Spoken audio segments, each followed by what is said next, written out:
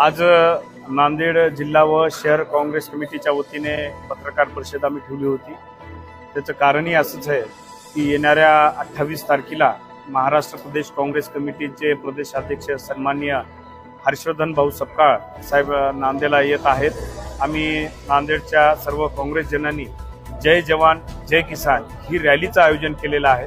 त्या रॅलीचं नेतृत्व करण्यासाठी, रॅलीला मार्गदर्शन करण्यासाठी माननीय हर्षवर्धन भाऊ सपकाळ साहेब या ठिकाणी येणार आहे ना।